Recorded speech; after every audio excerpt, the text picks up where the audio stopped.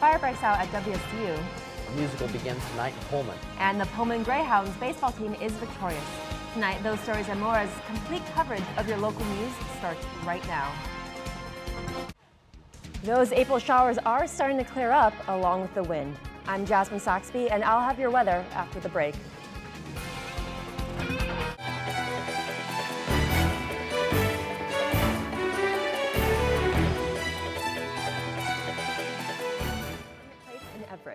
The state Senate gave final approval to a bill enabling WSU to move onto the Everett Community College campus.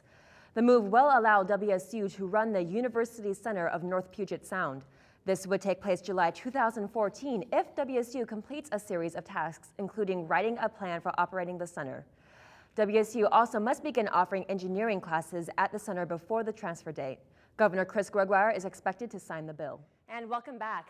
Today was partly cloudy with the high at 47 and winds coming from the west at 19 miles an hour. Tonight is going to stay partly cloudy with a low of 33. And tomorrow we will see some scattered showers with a high of 43 and a low of 33.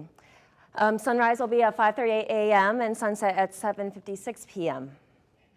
Looking at the state map, we can see that highs were mostly in the low 50s and high 40s across the state today, and lows were mostly in the 30s.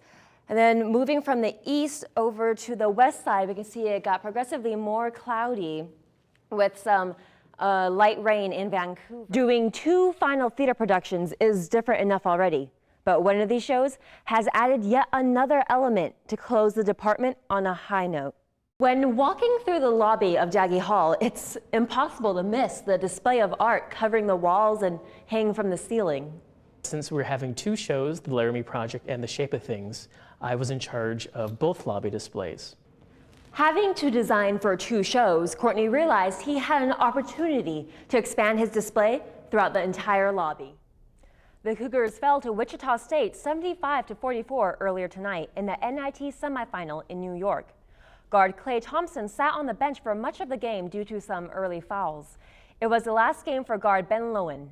It's unknown whether D'Angelo Casto or Thompson will return next season. The Cougars finished the season with a record of 22-13 with this loss. The Washington State baseball team returns today to Bailey Brayton Field. After playing its last 6 games on the road, the Cougars played Gonzaga at 5:30 tonight to open a 4-game homestand. Left-hander Brett DeRoy started on the mound for Washington State and was opposed by right-hander Mark Phillips for Gonzaga. Washington State will host Stanford this weekend in a 3-game Pacific 10 Conference series. Washington State University track and field competitors will travel to Tucson, Arizona. The 2011 Gym Click Shootout, hosted by the University of Arizona, holds combined events such as the men's decathlon and women's heptathlon. These events take place March 31st and April 1st, and teams will compete from host Arizona, Washington State, Ohio State, and Minnesota. The complete results will be posted when available at the website below during and after the meet. Well, that's all I have for you in sports. Stay tuned to find out why one fisherman's boat was much heavier than usual.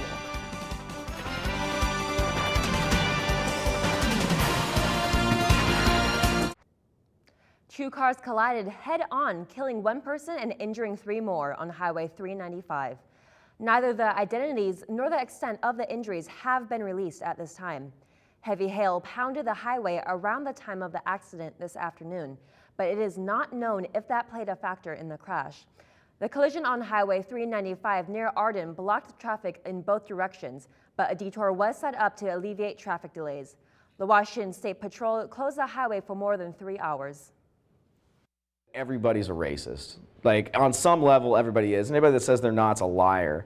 That's Nathaniel Patterson's concept for the International Monologues, as he tries to unearth what students think about cultural stereotypes and discrimination. So this is the first time this show has ever been done based on the idea behind the Vagina Monologues of a series of stories based on interviews from true events. The monologues were planned by ASWSU's International Students Council for International Education Week.